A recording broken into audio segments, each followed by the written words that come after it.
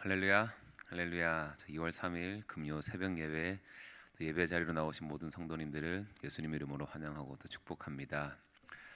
저희들 삶에서 일어나는 그런 모든 전쟁은 저에게 속한 것이 아니라 하나님께 속한 것인 줄로 믿습니다. 아멘. 이 시간 저희들 어떠한 상황 속에서도 주님만을 의지하며 주님께 손을 들고 찬양하며 나갈 것을 선포하는 마음으로 함께 이 찬양 부르며 나가겠습니다.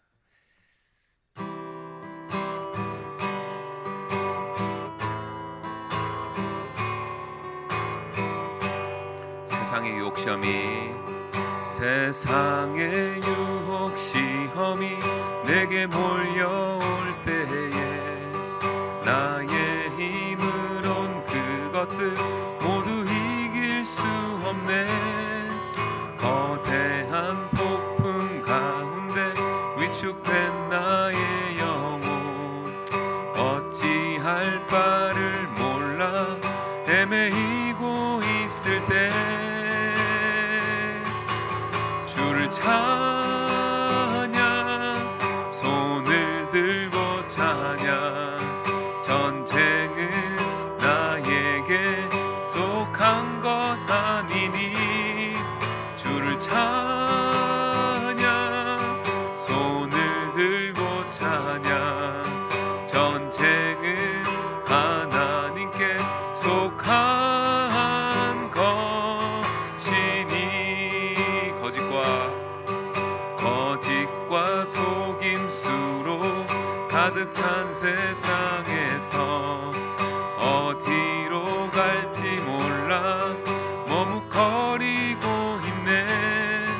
공중의 권세 잡은 자 지금도 우리들을 실패와 절망으로 넘어뜨리려 하네. 주를 찬양, 주를 찬양, 손을 들고 찬양. 전쟁은 나에게 속한 것 아니니 주를 찬양, 손을 들고 찬양. 전쟁은 하나님께 속한 것이니 주위를 둘러보면 아무도 없는 듯 믿음의 눈을 들면 보이는 분 계시네. 지금도 내 안에서 역사하고 계시는 사망과 어둠의 권세 물리치신 예수님. 주를 찬양, 주를 찬양, 손을 들고 찬양. 전쟁은 나에게 속한 것 아니니 주를 찬양, 손을 들고 찬양. 전쟁은 하나님께 속한 것이니 주를 찬양, 주를 찬양, 손을 들고 찬양. 전쟁은 나에게 속한 것 아니니 주를 찬양, 손을 들고 찬양. 전쟁은 하나님께 속한 것이니. 전쟁은 하나님께 속한 것이니.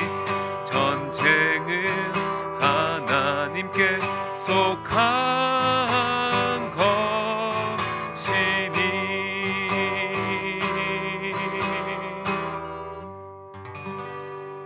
아멘.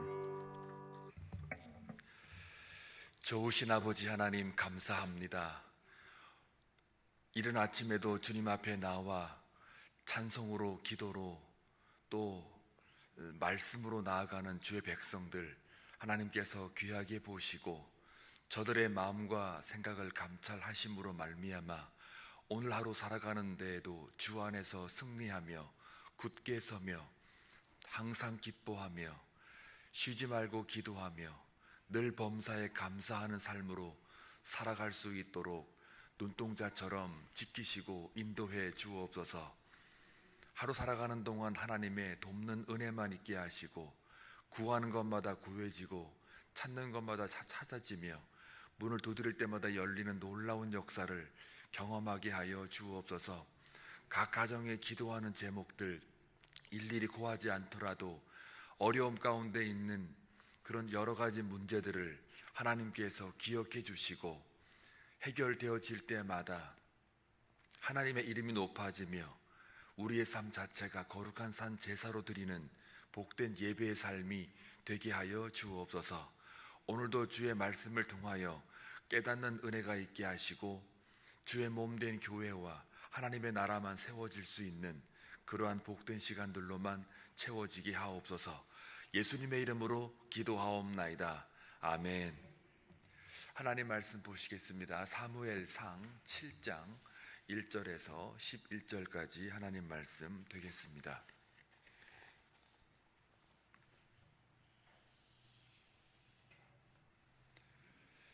함께 교독할 때에 주의 음성을 들을 수 있기를 바랍니다.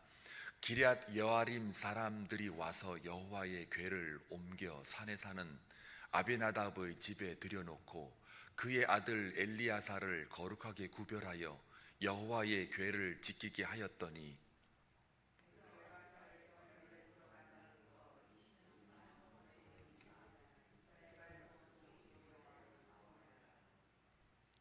사무엘이 이스라엘 온 족속에게 말하여 이르되 만일 너희가 전심으로 여호와께 돌아오려거든 이방 신들과 아스다롯을 너희 중에서 제거하고 너희 마음을 여호와께로 향하여 그만을 섬기라. 그리하면 너희를 블레셋 사람의 손에서 건져내시리라.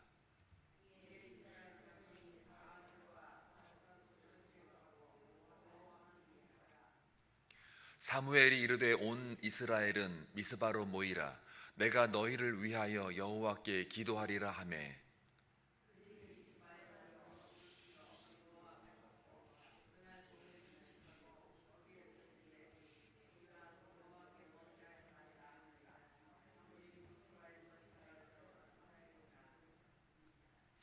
이스라엘 자손이 미스바에 모였다 함을 블레셋 사람들이 듣고 그들의 방백들이 이스라엘을 치러 올라온지라. 이스라엘 자손들이 듣고 블레셋 사람들을 두려워하여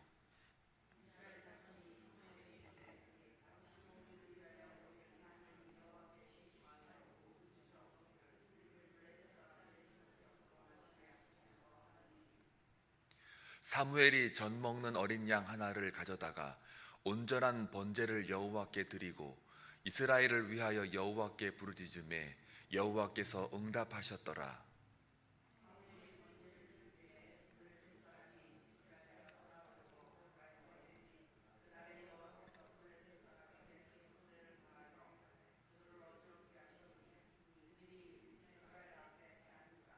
같이 읽겠습니다.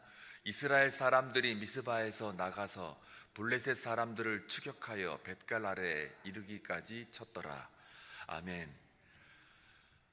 계속 사무엘 상하를 걸쳐서 나오는 그 이스라엘의 주적은 블레셋이라는 나라입니다. 블레셋과의 그 전쟁 속에서 법궤를 빼앗기고 7개월 동안 블레셋의 법궤가 머물러 있었고, 사실 법궤는 하나님의 임재 상징을 하고요, 또 지성소에만 있었던 법궤인데 그 법궤가 굉장히 하나님 앞에 하나님을 드러내는 성물임에도 불구하고 이 다른 나라에 가 있는 것 자체가 사실상 이스라엘의 큰 실수입니다. 이거는 마치 그 하나님의 영광이 도둑맞은 것 같은 그러한 심각한 사건인데, 사실 이것은 예견된 일이기도 하지요. 이 사무엘상 우리가 묵상하면서 가장 두렵고 떨렸던 말씀 중에 하나가 무엇이냐면, 그 시대에 여호와의 말씀이 희귀하고 여호와의 이상이 보이지 않았더라라고 하는 이 말씀을 여러분들이 기억을 할 겁니다. 이것은 그 당시 이스라엘의 영적 상태를 말하는 것이고, 또 그 시대 상황으로 볼 때 여호와 하나님이 보시기에 악하였고 거룩하지 못했고, 하나님을 하나님으로 대우하는 것이 아니라 하나님이 그저 자신들의 목적을 이루기 위한 수단으로만 생각을 하고 섬겼기 때문에 말이 섬김이지, 그것은 하나님의 위치를 자신들의 아래로 내려놓는 거나 마찬가지입니다. 그 한 예가 법궤를 앞세워서 우리가 전쟁을 하게 되면 이길 것이다 라고 하는 이 관점이 하나님을 예배와 섬김의 대상으로 이해하는 것이 아니라 자신들의 유익과 목적을 달성하기 위한 하나의 수단으로 하나님을 인식을 한 것입니다. 그렇기 때문에 이스라엘의 전쟁의 패배는 당연한 것이고, 그럼에도 불구하고 그 블레셋 땅에서 7개월 동안 법궤가 머물러 있는 동안 그 전쟁이 이스라엘에게 패배를 안겨주었지만, 그러나 여호와 하나님의 능력이 없어서 전쟁이 패한 것이 아니라 바로 그 땅에서 가는 곳곳마다 재앙이 내리고 많은 사람들에게 사망을 가져다 준 그 사례를 보게 되면 여호와 하나님의 능력 문제가 아니라 이스라엘의 말씀이 떠난 것과 여호와를 존귀 여기지 못하고 예배와 섬김의 대상으로 삼는 것이 아니라 하나님을 그저 자신들의 유익을 달성하기 위한 미신적 숭배 대상으로만 그렇게 여겼던 것에 대한 그 하나님의 징벌이요 징계이기도 합니다. 그렇기 때문에 그 법궤가 이스라엘에게 있든 블레셋에 있든 상관없이 여호와의 능력은 발휘가 되는 것을 우리가 보았습니다. 그래서 이 법궤가 이제는 이스라엘 땅으로 넘어오면서 베셋메스라고 하는 곳에서 이제 그 이스라엘의 그 영적 상태를 보여주고 있겠지요.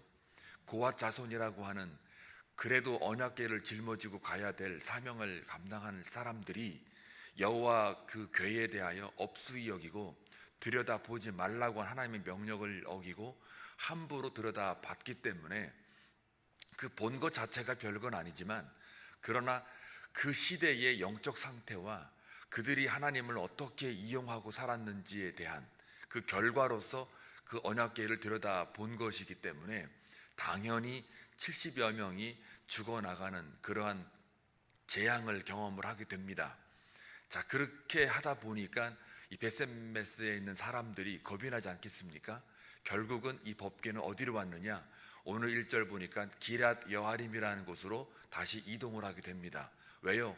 그 법궤 때문에 그 사람들의 목숨이 죽어나갔기 때문에 겁이 나니까 이거 아무래도 옮겨야겠다 해가지고 옮긴 곳이 기럇 여아림입니다. 그리고 누구한테 갔느냐면 아미나답한테 간 거죠. 근데 이 아미나답은 제사장 계열이 아니에요. 물론 레위 지파에 속한 사람들이긴 하지만, 그러나 이젠 이게 지금 법궤가요, 이 맡은 자가 누군지 법궤가 지금 여기저기 돌아다니기 때문에 뭐 하나 이렇게 제대로 체계가 잡혀 있지 않고, 법궤가 있어야 할 곳은 실로거든요 원래. 그런데 지금 블레셋 갔다가 또 블레셋에서 여러 가지 성읍을 거쳤다가 또 법궤가 다시 또 베셋메스로 왔다가 이제는 기럇 여아림까지 오게 됩니다. 지금 뭔가 지금 법궤가 있어야 할 자리에 있지 않고 돌아다니고 있잖아요. 물론 뭐 돌아다니는 것이 그 여호와의 능력이 감소하는 그런 차원은 아닙니다. 그만큼 이스라엘의 영적 상태를 지금 말하고 있는 거예요. 불안한 거죠. 안정감이 없고 지금 여호와 하나님에 대한 섬김이 지금 뭐 혼란스러운 거예요. 그래서 1절에 보게 되면은 거기에 기럇 여아림에 궤를 옮겼다고 그러잖아요. 사람들이 와서 옮겨요. 그런데 산에 사는 아미나답이라고 그랬어요. 우리가 이해하는 산 그렇게 이해하시면 안 되고, 어느 정도 약간 언덕 정도의 언덕, 500m 이상이 산이라고 그러고 500m 미만을 언덕이라고 그럽니다. 이 텍사스 같은 경우는 이 산 같은 게 별로 없어요. 다 언덕이지. 멀리서 보면 산으로 보이는데 가까이 가면 평지입니다. 전부 다. 그래서 휴스턴에는 어린아이들 그 뭐 산 그려라 그러면 이렇게 그리는 게 아니고 이렇게 그려요. 산을. 그 희한하지요. 이게 TV에도 나온 적이 있어요. 그러니까 저기서 보는 그 옮겨 산에 사는 할 때 이 아미나답의 집이 우리가 이해하는 그런 뾰족한 산이 아니고 언덕 정도인데, 그 언덕 중에서도 높은 데 사는 사람이 아미나답의 집이에요. 저거는 이제 약간 이스라엘 그 문화 속에 언덕 높은 곳에 사는 사람이 약간 높은 위치에 있는, 또 사람들로부터 덕망이 있는, 그런 존경받는 그러한 것을 상징하기도 한답니다.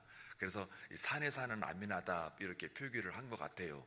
그리고 그 집에 이제 들여다 놓고, 그의 아들이 원래 2명이 더 있는데 그 아들 중에 엘리야사를 거룩하게 구별해서 여호와의 궤를 지키게 하였다. 그 궤를 사람들이 볼 때에 그래도 이 궤는 이 거룩을 상징하는 거니까 아무나 맡았다가는, 지난번에 베세메스에서 잘못 괜히 건드렸다가 사람들이 죽어나가지 않았습니까? 그것 때문에 자기들이 보기에는 그래도 그 아론의 그 후손들은 아니지만, 그러나 이 엘리야살이 그래도 거룩하고 구별된 삶을 살았던 모양이에요. 사람들로부터 그런 인식을 받으니까 이 엘리야살을 통해서 이 궤를 지키게 하였다, 이렇게 지금 성경은 기록을 하고 있습니다. 그런 관점으로 보면 1절은 충분히 이해가 됩니다.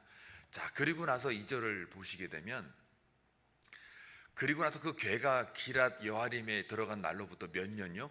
20년이 지났습니다. 굉장히 지금 1절과 2절 사이에 그 간격이 엄청나요. 갑자기 그 20년에 뭐가 있었는지 얼마나 많았겠습니까? 그런데 그것이 성경을 항상 쓰여질 때는 그 하나님의 일하심과 또 그들의 다시 돌아오는 그런 현상적인 게 아니면은 사실 그렇게 쓰질 않는데, 그와 마찬가지로 1절과 2절 사이에 20년이라는 갭이 있어요. 자, 물론 이제 좀 나오겠지만 나중에 가서는 사무엘이 등장을 하기 시작합니다. 근데 아마 20년이라는 세월 지나는 동안 사무엘은 실로에서 자신의 그 갈 길을 지금 가고 있겠죠. 그리고 나서 20년쯤 됐을 때 사무엘이 서서히 등장하는 것을 보게 됩니다.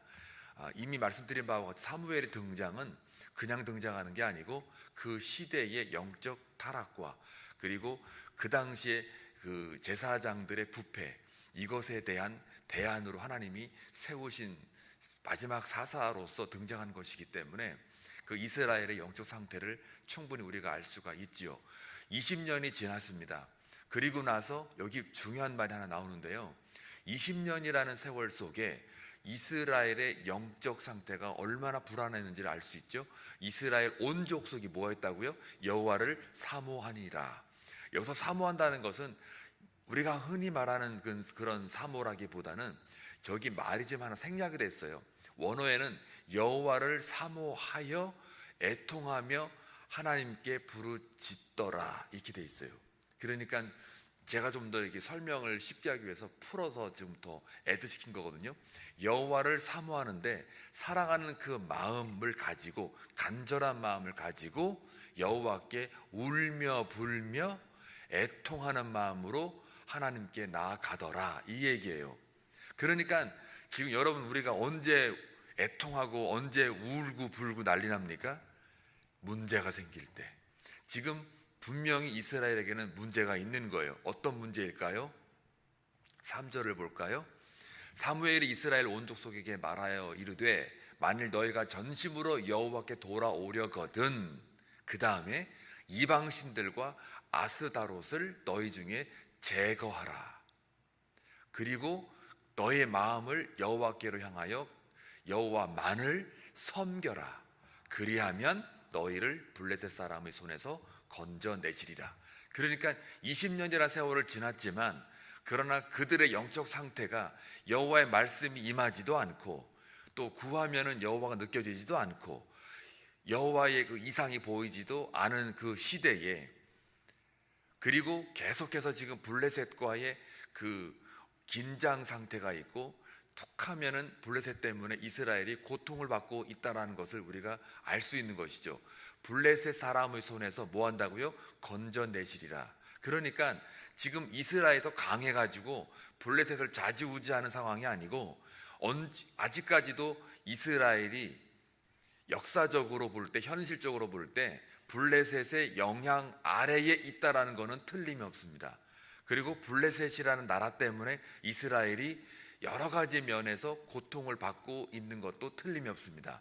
그 다음에 군사적으로나 아니면 뭐 경제적으로 여러 가지 정치적인 면에서 그 영향권 아래 있는 거는 뭐 그렇다 치고 가장 중요한 건 뭐냐면, 가장 중요한 그 영향권에 있는 게 뭐냐면 바로 저거예요. 이방신들과 아스다롯을 너희 중에 제거하고. 이게 무슨 말이냐면 여호와만을 섬기려고 하는 그런 이스라엘 백성들임에도 불구하고 그들이 뭘 섬겨요? 이방신들을 섬기고 아스다롯을 섬겼단 말이에요. 이걸 제거하라는 얘기는 이스라엘 백성들 가운데 보편적으로 그들이 이방신들을 섬겼는데, 저게 지금 아스다롯은 여신이거든요. 여신, 음란한 여신을 상징해요. 근데 옛날 고대의 그 신들은 이 남자 여자가 이게 남자 여자, 그러니까 남성과 여성의 그 신을 갖다가 같이 섬기는데, 지금 저기는 안 나와 있지만 아스다롯을 섬겼다라는 얘기는 아스다롯의 남편 되는 신을 동시에 섬겼다라는 것을 전제합니다. 먼저 남자 신을 섬기면 아스다롯은 따라오게 되어 있는 거예요. 그러니까 저 아스다롯을 섬겼다는 얘기는 이미 벌써 그 전에 남자를 상징하는 신을 섬겼다라는 이야기예요. 그럼 남자가 누굴까요? 바알이에요. 바알과 아스다롯을 섬겨요. 그리고 또 저기 보니까 이방 신들이에요. 그러니까 저 둘만 섬겼는지 아니면 또 그 둘 말고 또 다른 섬겼는지는 자세히는 안 나와 있으나, 적어도 이방 신들과, 우리가 모르는 이방 신들과 아스다롯, 그 다음에 나와 있진 않지만 바알을 섬기고 있었다. 또 바알은 누굽니까? 그 아버지가 누구예요? 블레셋 섬기는 다곤 신상이죠. 그러니까는 지금 영적으로 블레셋의 영향권에 들어있고, 또 여러 가지 군사적인 면에서 경제적인 면에서 블레셋 영향권에 있기 때문에 고통이 있는 거예요. 또 그 아스다롯이나 바알은 이게 남녀가 이렇게 성전에서 음란한 행위를 하는 것으로 그걸 가지고 풍요를 상징하는 신이기 때문에 성전 안에서도 저런 행위를 했다라는 이야기예요. 이게 엄청난 타락이죠. 그러니까 법궤가 성전에 있어도 이거는 있을 수가 없고, 블레셋에 있어도 이거는 뭐 거룩을 이미 다 버린 거고, 베세메스를 와도 이 하는 그 행태를 보면은 법궤를 없이 여기는 걸 볼 때 이 법궤가 가만히 있겠냐고요. 즉 하나님의 능력이 가만히 있겠느냐 말입니다. 싹 그냥 죽이는 거죠. 그냥 여호와를 없이 여겼던 자들을 그냥 재앙을 통해 가지고 없애버리는 거 아니에요. 이 사람으로 따져도 화가 나는데 영원한 하나님의 입장에서 볼 때는 내가 만든 인간들이 이 모양이면은 진짜 아이고, 내가 너희들을 위해서 내가 생기를 불어넣었단 말이냐, 이렇게 하고도 남을 것 같아요. 그러니까 하지 말라고 하는 거 경홀히 여기고, 하나님을 경외감을 가지고 나가야 되는데 경홀함을 가지고 소홀히 여기는 걸 가지고 나아가니 하나님이 가만두지를 않지요. 자, 그랬을 때에 이게 지금 7장까지 오면서 결국은 앞에 우리가 묵상했던 바와 같이 여호와의 이상이 우리에게 보이지 않고 여호와의 메시지가 그 이스라엘 백성들에게 전달되지 않는, 하나님의 말씀이 끊어진 그러한 상황을 지금 우리가 역사적으로 그 시대적 배경을 지금 우리가 볼 수가 있는 거죠. 자, 그러고 나서 그 다음 절을 한번 또 볼까요?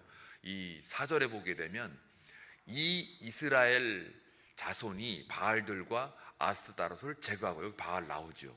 그 다음에 여호와만 섬기니라. 그러니까 이게 지금 너희들의 그 블레셋 영향권에 있는 그 문제들, 이스라엘이 갖고 있는 그 커다란 문제를 해결하고 싶으냐? 그럼 뭐 하라고요?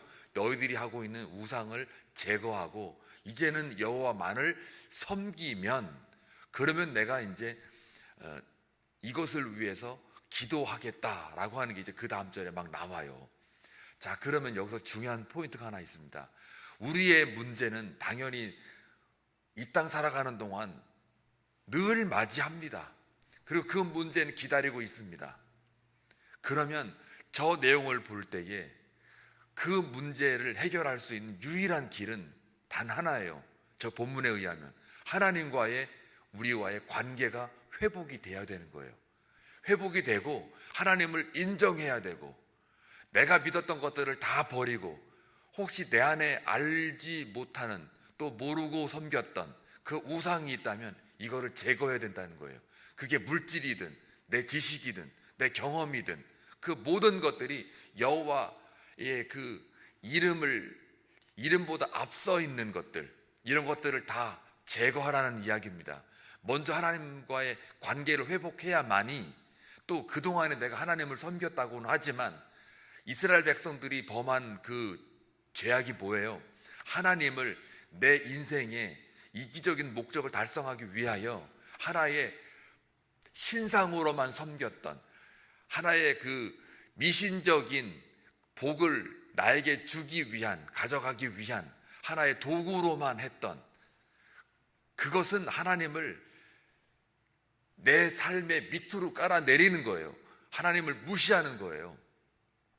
그렇게 되면 그것은 하나님을 우상으로 섬긴 거지 진정한 예배자로 하나님을 섬기는 대상으로 여긴 게 아닌 거예요. 이것부터 순서를 바꾸라는 겁니다.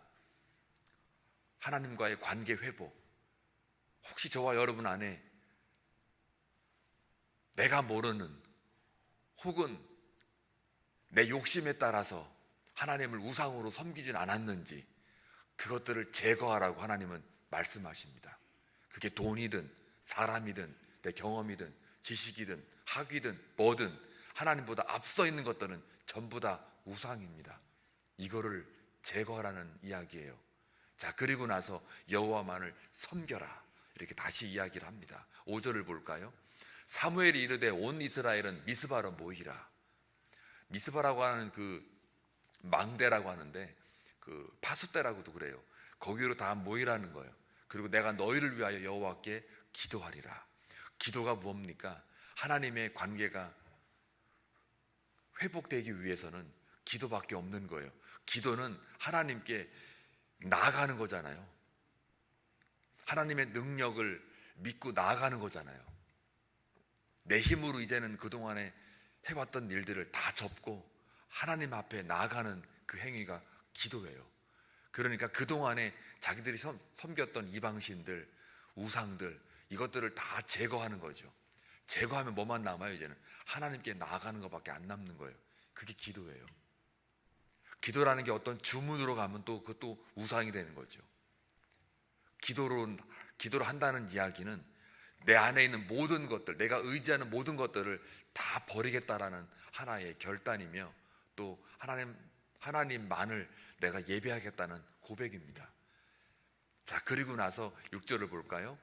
그들이 미스바에 모여 물을 길어 여호와 앞에 붓고 그날 종일 금식하고 거기에 이르러 우리가 여호와께 범죄하였나이다 하니라. 그들의 모든 죄를 다 고하고 있는 거죠. 사무엘이 미스바에서 이스라엘 자손들을 다스리니라. 이제 드디어 6절부터 이제는 온 땅에 사무엘이 이스라엘의 그 영적 쇠락으로부터 이제 끌어올리고 있는 겁니다. 그러니까 백성들의 회개와 백성들의 우상을 제거하는 것과 여호와만을 섬기겠노라고 이제는 기도로 나아가는 그 모습과 또 하나는 그들을 이끌어가는 훌륭한 그 하나님의 미디에이터, 중보 기도자가 있는 거죠. 그 사무엘을 통해서 같이 이렇게, 그러니까 리더십과 팔로우십이 같이 조화가 돼서 하나님께 나아가는 이 모습이야말로 이게 회복의 아주 가장 중요한 열쇠 중에 하나입니다. 그러니까 목회자와 성도들이 함께 같이 이렇게 하나님 안에서 기도로 나아가는, 섬김과 다스림이 조화가 되는 이런 모습 속에 모든 문제가 해결되고 있는 그런 상황이에요. 또 7절 볼까요? 이스라엘 자손이 미스바에 모였다 함을 블레셋 사람들이 듣고 그들의 방백들이 이스라엘을 치러 올라온지라. 이스라엘 자손들이 듣고 블레셋 사람들을 두려워하여. 이게 지금요 미스바에 모였다 그러니까 이게 또 오해를 하는 거예요. 이게 지금 왜 오해를 할까요? 오해할 만하죠. 늘 블레셋이 위에 있었고 이스라엘이 밑에 있으니까 어떤 걸핏해서 쟤네들이 조금만 모이면 쟤들이 지금 반기를 들려고 그러네 하고 바로 쳐들어오는 거예요. 그만큼 이스라엘이 우습게 보여졌던 거고, 그 다음에 블레셋 영향권 아래에 있었다는 것을 우리가 증명할 수 있는 겁니다. 그러니까 이제 당장 쳐들어 와요. 그러니까 그걸 듣고 블레셋 사람들을 어떻게 해요? 두려워해요. 또 그러니까 지금 뭔가 회개를 하고 우상을 제거하고 하나님께 나아가려고 뭔가 잘해보려고 하는데 또 두려움이 오는 거죠. 여러분, 우리 그런 거 경험 많이 하지요.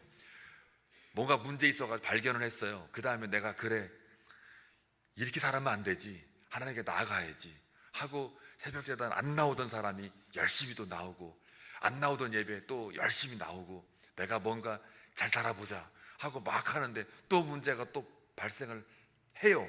그러면 아니 이게 뭐지? 하고 또 의심할 때가 있어요. 바로 꼭 이와 같은 상황하고 비슷해요 지금. 자, 8절 볼까요? 이스라엘 자손이 사무엘에게 이르되 당신은 우리를 위하여 우리 하나님 여호와께 쉬지 말고 부르짖어 우리를 블레셋 사람들의 손에서 구원하게 하소서. 기도하는 자가 있기 때문에 담대한 거예요. 백성들은 두려워해도 그 리더자가, 영적 지도자가 저렇게 담대하게 하나님 앞에 기도로 나아가고 우리 하나님 여호와께 쉬지 말고 부르짖어 우리를 블레셋 사람들 손에서 구원하게 하소서 같이 기도하는 거예요. 결국은 또 문제가 닥쳐올 때 여호와께 나아가던 거를 포기하지 말고 계속 기도로 나아가야 되는 거죠. 자, 9절 볼까요? 사무엘이 젖 먹는 어린 양 하나를 가져다가 온전한 번제를 여호와께 드리고, 문제가 발생했는데 뭘 했다고요? 예배를 드렸다는 거예요. 당장 지금 이스라엘 블레셋 군대가 쳐들어오는데 그리고 지금 미스바에 모여가지고 지금 기도하고 지금 뭔가 회개하고 우상을 다 제거하는 그런 마음으로 거룩하고 나가고 있는데 문제가 막 치고 들어오는 거 아니에요. 그럴 때 더 사무엘이 어린 양 하나를 번제로 드리면서 더 하나님 앞에 나아가고 있는 모습이에요. 이게 참 중요해요. 문제가 있을 때 흔들리지 말고 이게 뭐지? 당황하는 것이 아니라 여호와께 더 뭐 했다고? 부르짖었다고요. 부르짖었다, 애통했다라는 얘기죠. 그랬더니요 여호와께서 응답하셨다. 그러니까 예배하는 자, 이게 뭡니까? 하나님의 관계가 회복된 자를 말해요. 그전에는 예배하지 않았어요. 예배도 형식으로 했어요. 그냥 자리에 그냥 앉아만 있었어요. 그리고 그 하나님이 내 인생의 수단으로만 그냥 이용했어요. 그건 예배가 아니에요. 섬김도 아니에요. 그러니까는 그런 식의 예배가 되다 보니, 그런 수단으로만, 그런 외형적으로 예배라고 착각하고 살다 보니 당연히 내 마음속에는 세속적인 그런 우상들이 내 마음에 계속 쌓이고 있는 거예요. 세상적인 가치들이 내 마음속에 나도 모르게 계속 쌓이고 있는 거예요. 어느 순간부터는 주의 말씀 들리지도 않아요. 설교 말씀도 안 들리고, 말씀 읽어도 그게 그거다 싶고, 기도해도 뭐 그 기도가 다 형식이 돼버리고, 정말 주님께 진정으로 나아가는 기도도 하지 못하는. 왜요? 환상을 못 보고 이상을 못 보고 말씀과 계시를 들어도 깨닫는 은혜가 하나도 없고, 이렇게 되면 이것은 그냥 몸만 피곤한 거예요. 기도를 한 것도 기도한 것이 아닌 게 돼버리고, 예배를 드린 것도 그냥 형식으로 예배 자리에 와 있는 것만이지 진정으로 하나님을 만난 경험이 없는 거예요. 그러다 보니까 여호와의 신이 떠나버리는 거예요. 여호와 영이 거기에 없는 거예요. 그러니까 당연히 이제는 하다못해 법궤를 이방신들이 섬기는 것처럼 신상으로 자신들의 그 미신적인 유익을 달라고 하는 그런 수단으로만, 성물로 그렇게 앞세워가지고 섬기고 있으니, 당연히 여호와께서는 이스라엘 백성들을 향하여 너희들 그렇게 나를 무시하고 업수히 여기느냐? 당연히 패배를 시키고 그들 앞에 뭔가 재앙을 주님이 그걸 통해서 교훈을 주잖아요. 그 매 맞고 들어오는 것도 다행인 거예요, 사실은. 그리고 재앙을 통해서 만약에 깨닫는 은혜가 있다면 그것도 다행인 거예요. 고난을 통해서 깨닫는 은혜가 있다면 그것도 다행인 거예요. 자, 10절을 볼까요? 사무엘이 번제를 드릴 때 블레셋 사람이 이스라엘과 싸우려고 가까이 오매 그날에 여호와께서 블레셋 사람에게 큰 우레를 발하여 그들을 어지럽게 하시니 그들이 이스라엘 앞에 패한지라. 그동안 계속 진 전쟁에서 이겼잖아요. 승리는 이미 따놓은 당상이었어요. 하나님과의 관계가 회복이 되고 진정한 기도자가 되고 진정한 예배자가 될 때, 기도에서 승리하고 예배에서 승리할 때 우리의 모든 삶의 문제는 다 승리하는 줄로 믿습니다. 우리가 싸우는 게 아니라 여호와 하나님이 싸운다. 11절 볼까요? 이스라엘 사람들이 미스바에서 나가사 블레 사람들을 추격하여 벳갈 아래에 이르기까지 쳤더라. 승리도 보통 승리가 아니죠. 이제는 추격을 합니다. 쫓기는 이스라엘이 아니라 이제는 추격을 하는 그러한 이스라엘의 승리를 여호와 하나님이 가져다 줍니다. 여러분, 오늘 살아가시는 동안 문제가 많이 있습니까? 가정에 기도하는 제목 쌓였습니까? 그러면 우리가 할 일은 단 하나, 영적으로 회복합시다. 또 하나님과의 관계를 회복하고 우리가 알지 못했던, 또 우리가 착각했던 그 우리 안에 있는 우상들, 우리가 섬겼던 아스타롯, 바알 다 제거해버리고 여호와만을 섬기는 그러한 깊은 고백과 진정한 기도자와 예배자로 나아갔을 때 모든 문제가 해결될 줄로 믿습니다. 그러한 승리를 경험하는 저와 여러분 되시길 주의 이름으로 축원합니다. 기도합니다. 좋으신 아버지 하나님, 감사합니다. 이 땅을 살아가는 동안 우리는 문제를 만납니다. 그 문제 속에 모든 사람들이 살고 있지만 우리 믿는 사람들은 하나님을 경외하며 하나님의 인도하심 따라서만 사는 줄로 믿습니다.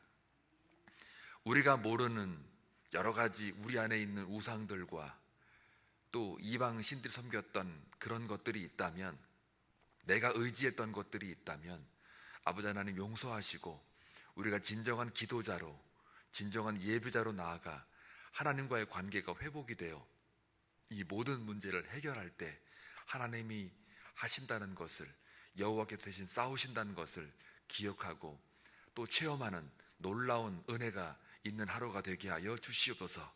예수님의 이름으로 기도합니다. 아멘.